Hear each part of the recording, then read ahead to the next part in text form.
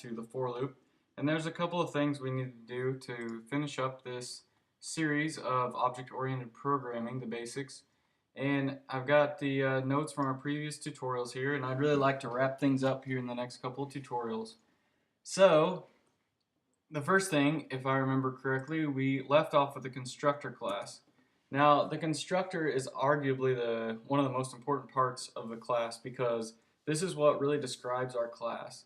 And as we talked about this main method before, you can see when the computer goes through the main method to call its methods, you might see a line in there that says you'll declare like a new class name or basketball, and then you've got to give it some parameters because it's got to know how to set up your basketball, which we'll go through here in a second.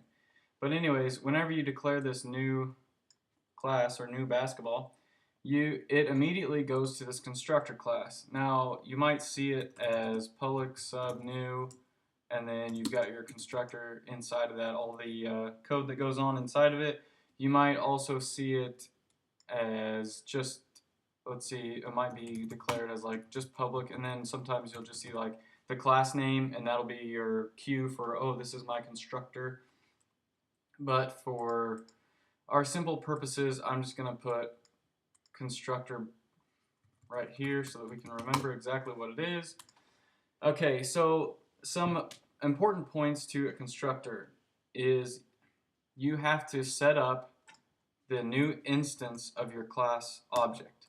And I don't want to put too many code words in there because I know we're all beginners, and so I'll just kind of walk us through it here. And so the idea of a constructor is to set up all of our properties that are within our class. So you can see we have two properties currently, color and air pressure. So we're going to set up color, and the way we set it up is we just set it equal to something. And you might say, how do you set it equal to something? Well, we have this nice little set method down here, set color, so we can actually just call that method set color, but that takes a parameter of string c.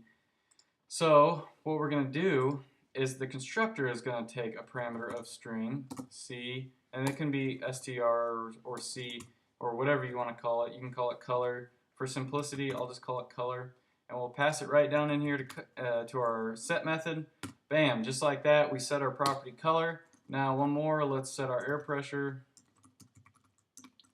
and we will take an int, and we'll just call you I for now. We got to take that in as a parameter because the computer is going to say, what's I? I don't know what I is. It's never been declared, so you have to take that in as a parameter.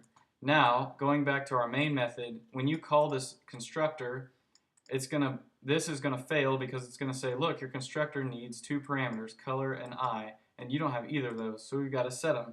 So let's just say we want a red, and we want 45 psi. There. I'm going to go ahead and delete these. I'll just delete these two for now because those are under constructor. So anyways, using this set methods inside of a constructor allows us to make our properties private, and it also can, at times, whether you want it or not, allow us to set our setters as private as well, and that way we can keep other people from messing with our methods as much as possible. And not only to keep people with their hands off of it, but also when someone's dealing with my code or you're dealing with someone else's code, you want to make your code as easy as possible. And you can think of it as a calculator. You don't care what the calculator does inside necessarily. You just want to punch in 1 and then the plus and then 1 and then equals. So you can see how that's a minimalistic, very simple, the easiest way possible. And so by making as many methods private as possible, we're making it as simple as possible for someone else to come in, use our code, edit our code, and also access our code when someone needs to use the getColor method. They don't want to have to search through all these setters to find the getColor method. And if that makes sense, then I'm glad, because it's what I'm supposed to do here. So anyways, that's pretty much our constructor, and as you can see, let's see here. So we've got our setter methods, looks good. Okay, so that's the idea of constructor. You set up your object, no big deal. And so a couple of more things I want to do here is I want to go over our methods. And so Let's talk about methods. Now, you have to decide methods, you have to decide what it is you want your class or object to be able to do. And here's a few things I just picked out previously. I want my ball to be able to shoot, I want to be able to paint my ball, and also I want to be able to pass the ball. Now, shoot should be easy enough. Maybe we pass in a parameter of int I, and I is going to say where we shot from, the 3-point line or the 2-point or the free throw, whatever. Anyways, this is going to return I. That way, if we shoot it from the 2-point line, it returns 2 points. And so then you can see we have to declare, is it going to return an int? Because whenever you're describing a function, you have to tell the computer what it's returning. So I'm saying you're going to return an int. Anyways, it returns I, so if we pass in 1 for free throw, it returns 1 point. If we pass in 2 for 2 points, within the 2-point line, then it will return 2 points. And if we pass in the 3-point line, it will return 3 points. Easy. Okay, so let's go on to our paint method.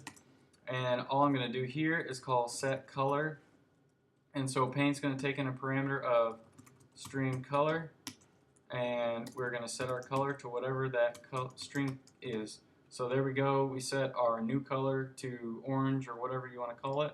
And lastly, I want to go over this last method called pass. And I want to actually, I did this on purpose. It's going to change the position of our basketball. And as you can, you're going to say, the position, we don't have position as property. How do we do this? And you're exactly right. I may come back one day and say, oh, I'd rather have pass as one of my methods.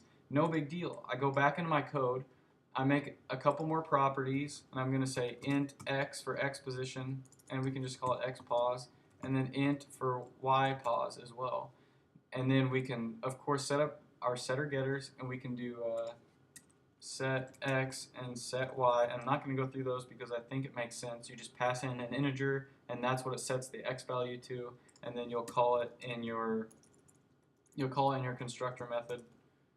And you may decide to initialize your set x and set y methods to 0, so you can just pass 0 in right there. No big deal. You can hard code it just for the initialization. And then you can, so like I said, I'm not going to go over the setter getters because I think we've already been over those. But I just want to cover this pass method quick. So whenever we pass it to a teammate, what we're going to do is we're just going to pass for parameters. We're going to pass in a new x. New x and new y, and this is just where our buddy is that we're passing the ball to.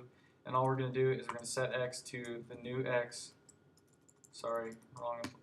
new x, and we're going to set our y to the new y.